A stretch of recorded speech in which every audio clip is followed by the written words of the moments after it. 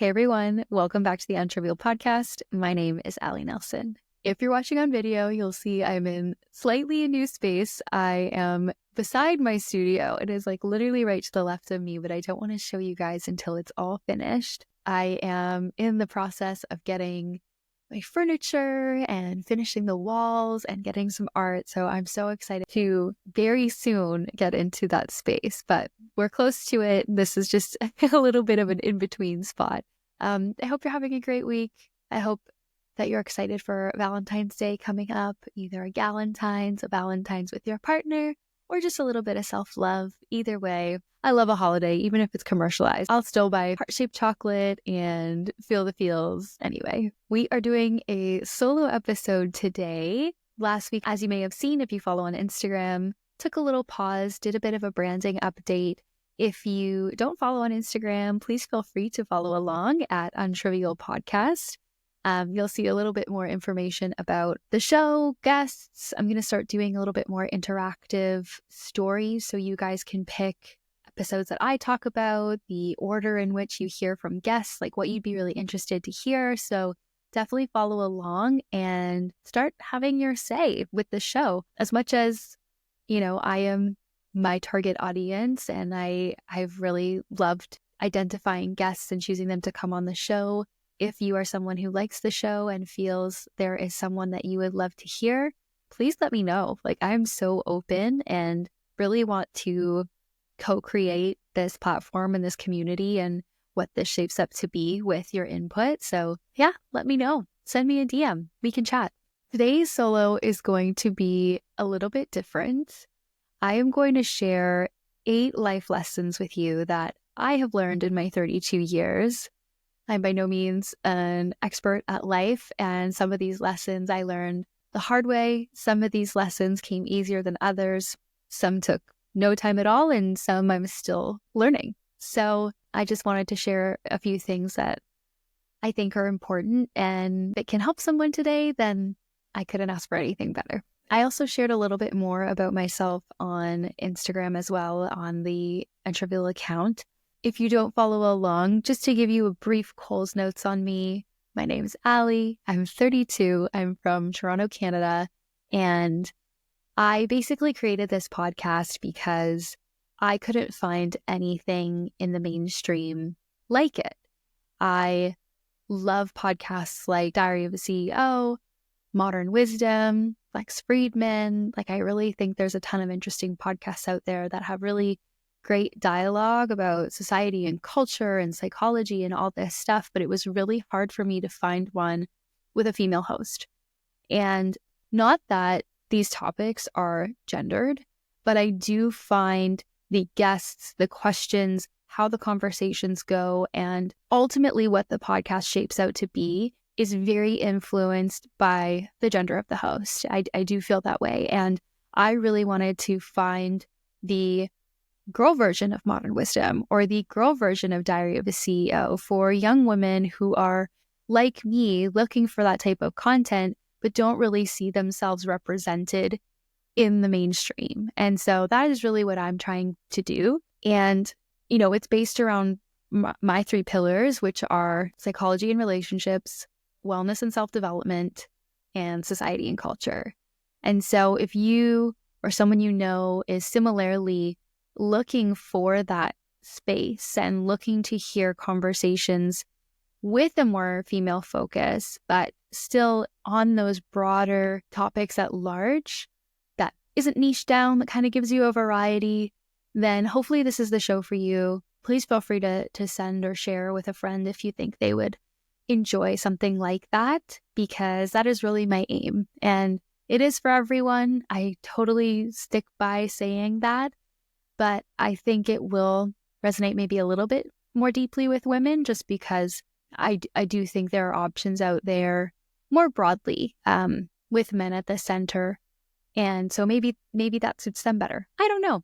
But I'm here. That's what I want to do. And I really hope it translates and comes across to you that that's the type of show that this is. On a personal note, I am married. I got married in 2023 to my husband, Alan. So we've been married for coming up on 2 years, which is exciting. We now have a baby, our baby boy. who is 6 months old right now. And it's been such a life-changing experience. And I have talked about it before, but yeah, it really has shaped who I am in a very different way, in a very new way. It's no joke when they say it is really transformative to be a mother. And I have that lens that I'm bringing forward into these conversations. And, it does influence the type of guests that I want to have on sometimes, whether we're talking about pregnancy or postpartum or parenting or anything like that. Just know that that is definitely a piece that I'm bringing with me. Professionally, I've worked in HR and recruitment for almost 10 years, and that has meant that I've interviewed a lot of people over the course of my life. And now I'm just doing it in the podcasting space. So in my undergrad, I studied business and psychology. Now I'm pursuing my master's in mental health. So I really do love the psychological element to this show. I love having on therapists, mental health experts. Understanding that side of people is something I'm really fascinated by. So you'll hear probably a lot of it in the show to come. So again, quick recap, that is a little bit more about me, but today we are talking all about life lessons. And there's 8 I wanted to share with you today. So let's just get into it. The first life lesson that I have to share is to travel, and specifically travel when you're young. I think there's a lot of young people who have that kind of crisis after they graduate or once they hit like 18, 19, and they wonder to themselves, do I jump into the workforce or do I go travel abroad for a year? And I am someone who chose the latter. I picked up and I moved to Australia for a year. It was 2 years after I graduated university. I did do a little bit of work after I finished school and got into the HR space, got into the recruitment space. And then story for another time, got really sick and had to quit my job. But basically what it meant was I didn't have a job. I didn't have anything keeping me in the city. I was no longer stuck in a lease, anything like that. And so it was this time in life where there was literally nothing tying me down. And I think when you're young, that is the most unique and split-second experience in terms of your lifespan that you really don't get back again. You basically spend the first 16 years of your life young, not independent, not able to do things on your own, not able to travel on your own. And then you have this like decade, most people, to be on your own, to have some independence, to be young and crazy and wild. And then, a lot of people do choose to get a little bit more serious about their career and their relationships, or they buy a house and they get into this time of life, which is totally normal, that really anchors them to a specific place. And this time in your life where you're really free is so fleeting. And I think there is also a huge difference between moving and living abroad and vacationing when you're older. Because a lot of people say, oh, like work and hustle now and then you can travel later. But the type of travel that you're doing when you're a little bit older, unless you're picking up your family and moving, unless you're moving with your job, there's totally times where it is quite similar. But a lot of times you're just going on a vacation. You're doing 2-3 weeks in a different country. And to me, that experience is so different to moving there, spending months and months or years in a different place with different people, with no one you know. It just fundamentally changes for a lot of people, like who they are and how they move through the world. And I just think it's a lot harder to get that later in life unless you are, again, picking up and completely moving, which is just harder to do when you're older for a lot of people, especially with family, as with a spouse. So I just think back to that time of traveling and, looking at people now who maybe they hustled and they're in a really great place financially and they're, doing beautiful vacations and things like that. Totally cool and amazing and so happy for them. And I don't think the trips would be as life-changing as the kind of trip and move that you take when you are younger, you're still figuring out who you are, you're trying new things, you're being a bit more reckless and open, it is just the best thing in the world. And so if you're on the fence, I'm not going to lie, there are trade-offs. There's definitely elements of, if you did grind it out and you stayed in your career, you will probably get further ahead. Some people do, some people don't. Depends on who you are. But you can definitely see a lot more growth in your career if you start earlier and don't stop, for sure. And, there's a lot of people who do that and then say, oh, I wish I traveled. I wish I moved abroad. I didn't have that experience. Now, I can't. Whereas for me, if I'm thinking about regret, I don't regret doing it. I think I absolutely would have regretted choosing work, which the way I view work is like, it's always there. I'm always going to do it. I'm going to work until I retire. This time span to do something that is really unique and independent and absent of those responsibilities is such a small period of time. And I do not regret at all taking the leap and moving abroad. Basically, how I got comfortable with that idea, because some people are like, oh my gosh, that's so scary. How did you do that? And, I did like a little bit of like a Euro tour when I graduated university with one of my friends. And we basically did it's called the Kontiki trip. And I think they're like an Australian company, but basically you rock up, you like get yourself to London or wherever it starts. And then they basically take you to all the different countries, all the amazing stops. So it's all like planned for you. So it was kind of like a dip your toe in the water type of Euro trip where you're not responsible for like booking all your hotels, all your travel, all your excursions. Like a company did all that for us, but we still got to experience all those things and have the most fun. And even with like a guided tour like that, we were a group of 30 people. And so there were so many other people our age from all different parts of the world. And we all became like really great friends on the trip. So it was one of the best ways I found to travel, especially at that time when I wasn't super confident in my international backpacking abilities.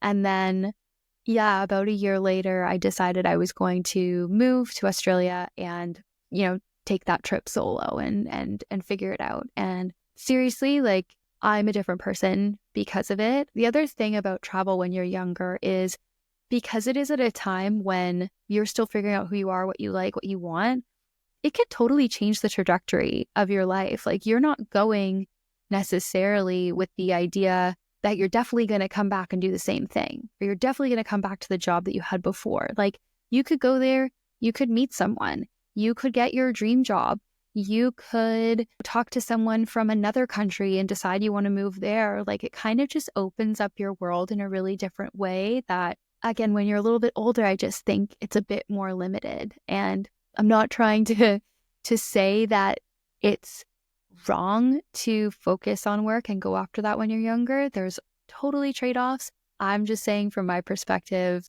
if anyone were to ask me, would you do it over again? Would you change what you did? I would say 100% no. It was one of the best experiences of my life, and I will look back on it so fondly forever. And I would just tell them, travel if they want to travel, because you have no idea how it's going to leave you, how it's going to change the way you think, and how the way your life unfolds. My sister, for example, when I was in Australia, I told her to come and visit. She was like, okay, I'll get like a 3-month visa. And I said, no. You want to get like a working holiday visa, which can give you up to a year of time in the country. It's specifically for young people. So yeah, you have like a year to work and vacation. And she did it. She changed her mind. She got that longer visa. She is now an Australian citizen. She's been there for almost 10 years. So she was initially coming for a few weeks, maybe a month, to say hi, to explore. And now her whole life is built there, and it's incredible. And it's just something that, again, if she vacationed in Australia when she was older, would she make those same choices? I don't know. And so life lesson number 1, travel when you're young. I really don't think you'll regret it.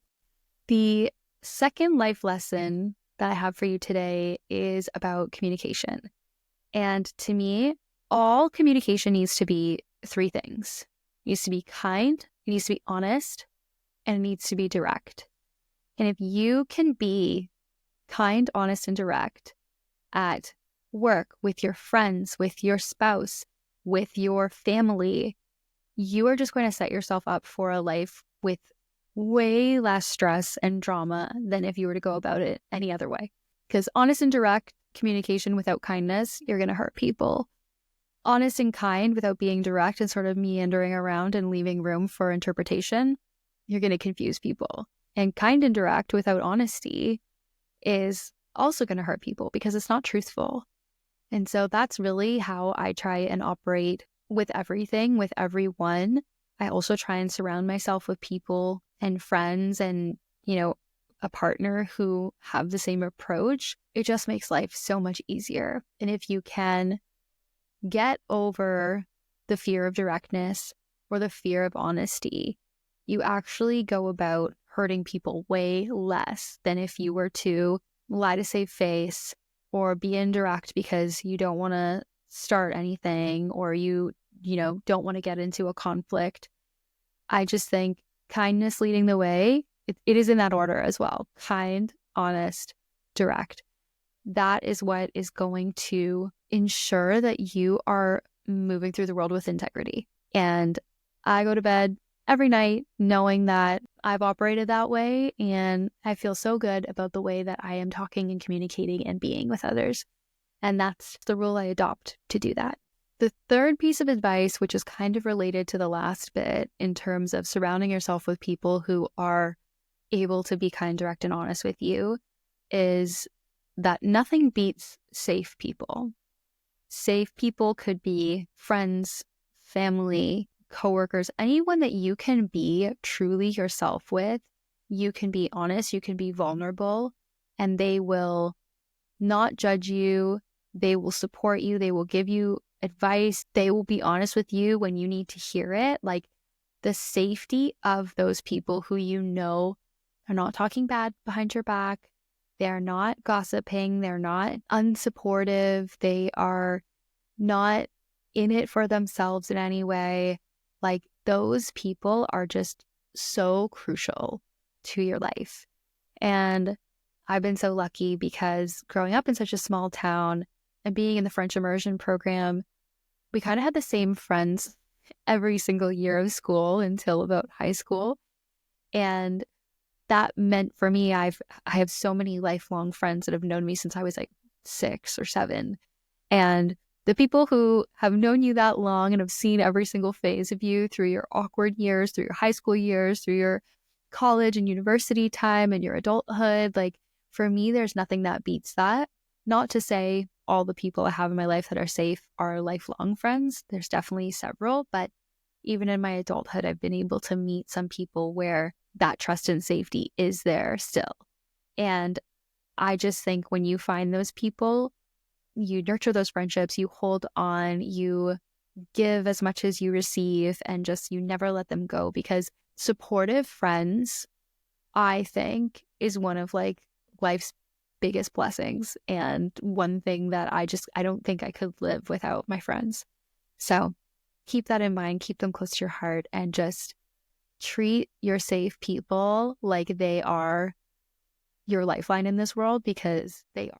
My next piece of advice is about relationships. And unfortunately, this is one that I had to learn the hard way. And how I like to say it is, you don't give grace on deal breakers. There is a time and a place for grace. It is wonderful to be forgiving. It is a virtue. It is something that should be celebrated, but not when someone has violated a clear, established boundary.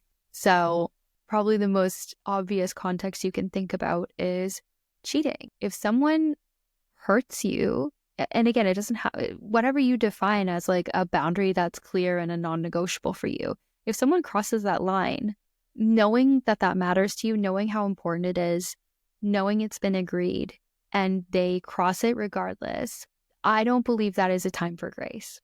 I think that is a time to acknowledge and understand that that person doesn't respect you and doesn't respect your boundaries and doesn't respect your needs. And I don't think that person should be someone who's given another chance to potentially hurt you like that in the same way. It's funny. I am in my 4th year of undergrad. I had this one course called The Psychology of Intimate Relationships.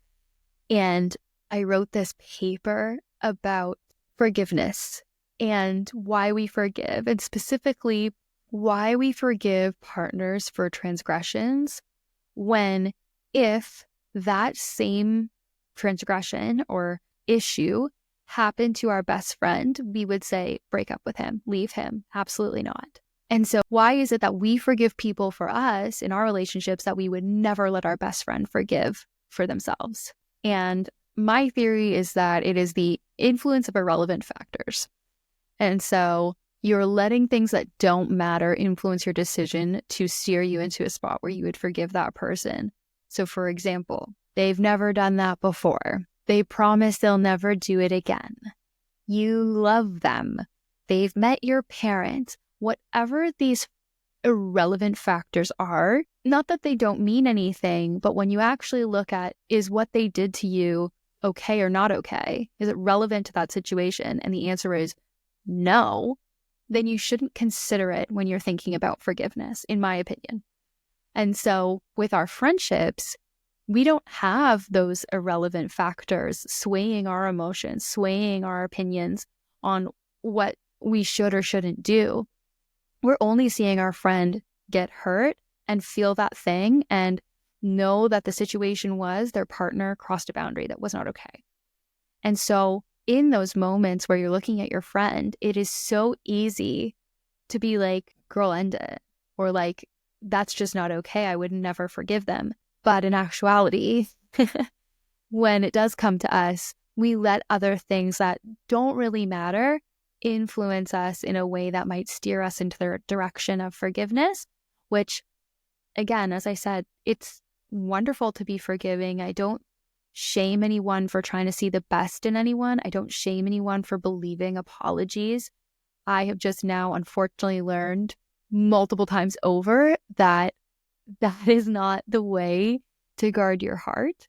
And the people who really love you, who really respect you, who are worth the time and energy and future forgiveness for little things or other hard things that aren't massive violations, they are people who are not going to cross those boundaries in the first place. They are going to care enough to not cross those boundaries with you. And I think, again, this is all coming from a place of love. It's a lesson I've learned in loving myself. And it's that if you are honest and loyal, you deserve somebody who is honest and loyal. And I don't think you should sacrifice that for anyone.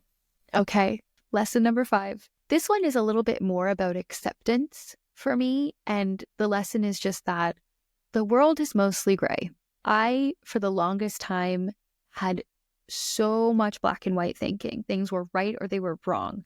And people were either in that box or out of that box. So decisions that people made or that I made were right or wrong.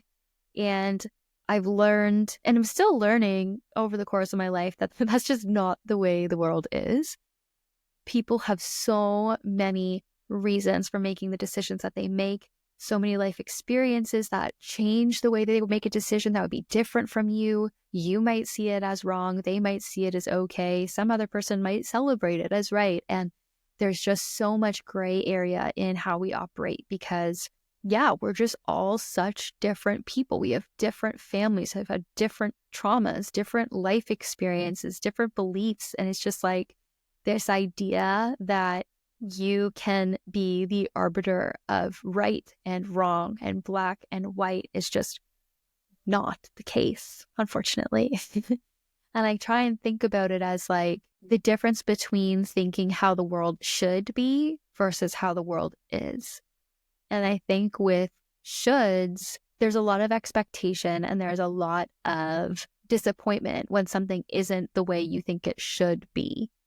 Whereas when the world is what it is and people are the way they are, there's just this level of like, okay, I can accept that. And I can choose to surround myself with people who operate a certain way. I can choose what to do with myself in the world as it is, but I don't have to project my feelings of right and wrong onto everyone else and have that be the way I think they should be and have that be how I go about in the world, because you're just going to be disappointed. People are not you.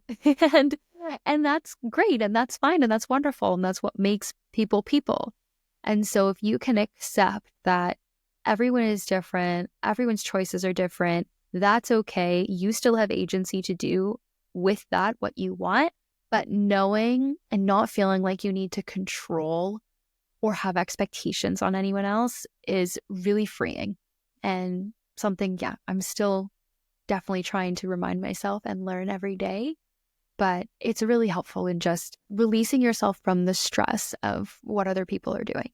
Okay, my 6th life lesson for you is that positivity and gratitude are table stakes, and you need to work to find them. Not every day is going to be amazing.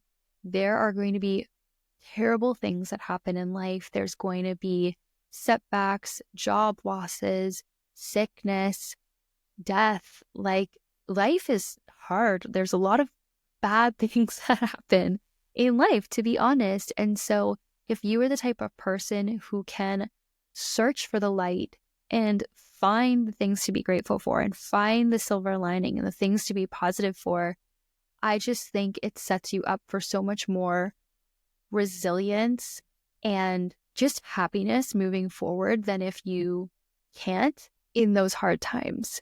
And I don't mean to say it in like a toxic positivity way. I think there is absolutely space for mopey days and sadness and grief and processing, totally. And I believe that at the end of feeling those feelings, for me, I need to be able to say, okay, and what am I grateful for still? Or what is one thing that I can say isn't shitty about today? And sometimes that's hard. And sometimes it's easy, and sometimes there are really great days. But if you can't be a person who can find the joy and like look for it in the really hard times, I just worry those hard times will bring you down naturally, but then you might stay down. Whereas I think looking for happiness, looking for joy, looking for the things you're still grateful for, and even if, and at least, all those words that can spin it into like the one little glimmer that you might have that day is so critical to, for me, my happiness and my joy and like staying afloat. And I've definitely gone through times in life where that's been really hard. Like I've shared, I had a lot of like perinatal depression in my pregnancy, and there were days where I could not do that. And I've never felt that way before. So I'm not saying it's something that has to happen every single day, but I think it should be an active part of your life consistently, regularly, to be able to find joy when there are hardships. Like one example I can think of is like, so when I was sick, when I was younger, at 22, I was diagnosed with Hodgkin's lymphoma, which is cancer of the lymphatic system, which is like heavy. I understand. I know. Maybe I'll talk about it on another episode. But one of the little glimmers that I thought of was like, oh my gosh, like I don't have to shave my legs anymore because I had no hair. I'm like, you might listen to that and be like, oh my God, Allie. But like, truthfully, like you have to find the things or like the humor and the joy in really hard times, or else like I could stay so low. Like I could stay really down and only see the negatives, because those are really hard experiences and things to go through. But like to be able to laugh and like smile in the face of tragedy and fear is a superpower. But yeah, we'll maybe talk about that another day, because I've got a lot to say probably on it. Okay, lesson number 7. We're coming up to the end here, but lesson number 7 is go to therapy. That's the lesson. Go to therapy, go to therapy, go to therapy. I think we all have blind spots. We all have things from our life or our childhood or our past that impact us in big and small ways that are probably unhelpful to how we operate in the world. And there's only so much self-work that you can do on your own before you need an external perspective, objective point of view on how to better your circumstances, how to adjust your thinking if you're caught up in something, or you keep stumbling across the same problems or the same experiences or the same negative way of thinking. Like, I think there's so much healing that we can do as individuals. We can read all the books, we can do the meditation, we can look after our bodies. Yes. And sometimes talking to somebody about how you're thinking about something, an experience that happened to you, asking why you think you keep having a similar problem or similar fears. Like, I just think therapy has made my life better in so many ways, both individually and couples therapy, that I don't think anyone should not be in therapy, honestly. And, I think there is still a bit of a stigma to it. I think it's dissipating. But the way I think about like couples therapy or therapy is the way that like self-help books have evolved in terms of their stigma over time. Like, I was watching a movie and I forget what movie it was, but someone was like so embarrassed and felt so much shame for being in the self-help aisle. I think it was Sex and the City. I think Charlotte wanted to like get a book on like finding love, and then she ran out because she couldn't bear being in the self-help section. And nowadays, like self-help books, like that is self-development, that is optimizing, that is habit stacking. Like, everybody wants to be at the top of their game when it comes to their mentality, their physicality, how to improve themselves. Like, that's almost like the best game of life is like how to keep just getting better and learning more and reaching your goals. And so self-help has had this complete total shift and rebrand into like, and yes, and what about it? Like, of course I'm trying to figure out how to win friends and influence people. Of course I'm trying to figure out how to have habits that help me get to the life and the practices that I want. Of course I'm going to read a book on how to show up the best in my relationships. Like, self-help is great. And I think most people nowadays see it that way, unless they are from an earlier generation that maybe still has a bit of that stigma attached. But I don't think young people feel that way at all. And to me, therapy and couples therapy is just a little bit earlier in its rise to, and what about it status. Do you know what I mean? It's like, of course I'm trying to get rid of my anxiety. Of course I'm trying to process my childhood trauma so that I don't repeat patterns with my children or my husband. Of course we're trying to work through our conflicts so that we have a healthy marriage and can demonstrate that to our children. Like, this idea that there's any shame or embarrassment around trying to optimize, because we are all imperfect humans trying to like do our best, and sometimes we stumble. I don't understand how people could view it as anything other than great and should be celebrated and supported, that, everyone's trying to better themselves. And it not only helps you, it just helps everyone around you when you are the happiest, healthiest, best version of you. So I think therapy is a really great tool to get you there, to get me there. I've gotten so much further in my life because of it.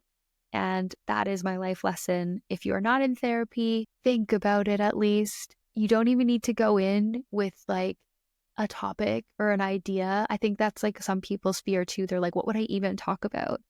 And you don't need to know what to talk about. Like, you can just rock up and have a light conversation and get to know that person, and things will start to evolve in that relationship. And it's just a lifesaver. So, lesson number 7, go to therapy. And my final lesson, lesson 8, is do the thing. And I've said that before on this show, but it really is going after in this life what you want to go after. I think there is so much hesitation that everyone experiences with putting themselves out there, fear of being judged, fear of failure, comparison. There are so many things that we put up in our mind as blockers that lead us to not doing things that we know in our gut we really want to do. For example, I knew in 2017, so after I came back from Australia, I literally went to several seminars on what it would be like to get my master's in like social work, mental health. In 2017, I did that. And then I was too scared. I was worried I wasn't going to get in. I didn't apply. Years and years and years go by.